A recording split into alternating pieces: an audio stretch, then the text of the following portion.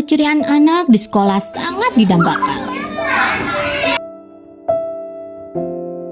Namun, tidak semua anak mendapatkan hak mengenyam pendidikan. Bukan karena apa dan mengapa.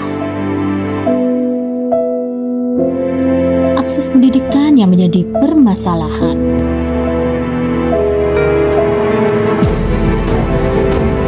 Lalu, di mana peran kita untuk mencerdaskan kehidupan bangsa?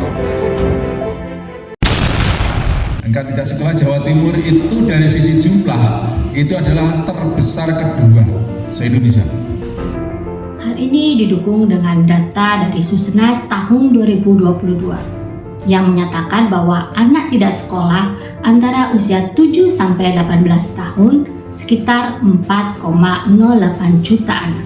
Sedangkan anak yang berusia sekolah menengah yaitu antara 16 sampai 18 tahun ini di angka 2,9 juta anak.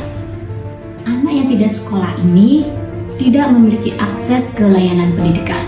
Misalnya saja anak di daerah 3T, yaitu daerah terdepan, terluar, dan tertinggal. Pekerja anak,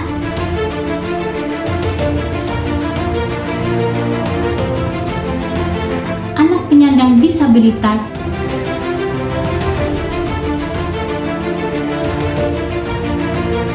anak jalanan,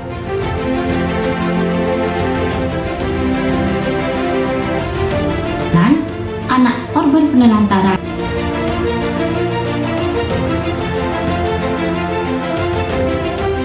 anak yang berhadapan dengan hukum, dan anak dalam perkawinan anak. Sejatinya, setiap anak berhak memiliki kesempatan yang setara untuk memperoleh pendidikan yang berkualitas tanpa terkendala apapun itu. Mengingat pendidikan merupakan modal terciptanya SDM unggul bagi negara.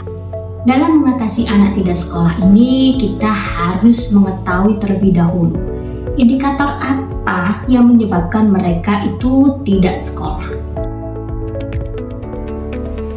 Kemudian kita mencari strategi apa yang cocok bagi mereka untuk bersekolah atau melanjutkan sekolahnya.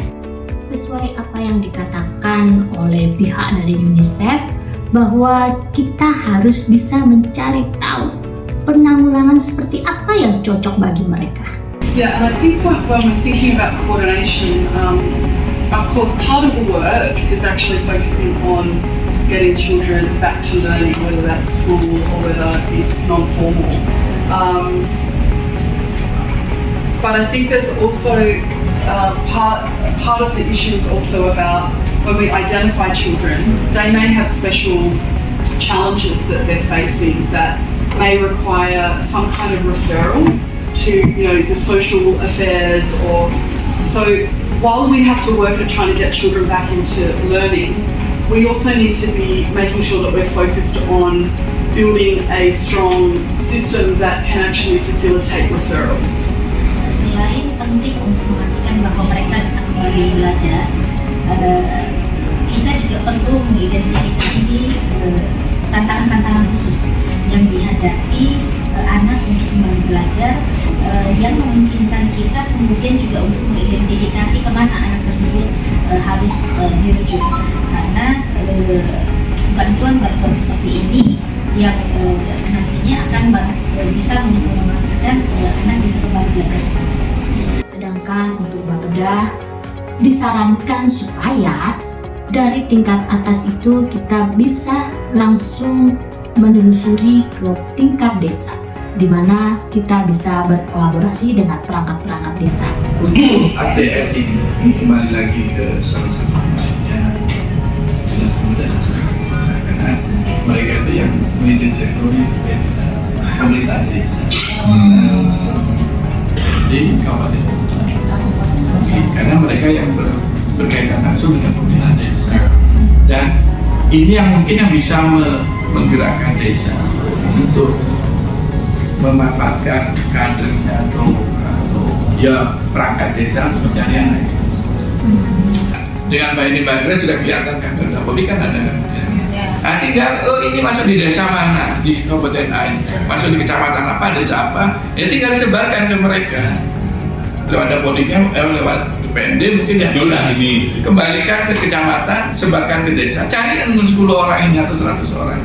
Nah, kalau nggak fix, mungkin di situ tinggal 75, berarti data tinggal diupdate. Perangkat desa ini lebih tahu mana yang benar-benar anak tidak sekolah. Jadi kita bisa dapat data real sesuai dengan kenyataan yang ada di sekitar. Baik itu anaknya, identitas anaknya, orang tua, alamatnya, bahkan kenapa anak tersebut tidak bersekolah. Nah, di sini kita bisa lebih mudah untuk mencari solusi supaya anak tersebut bisa bersekolah.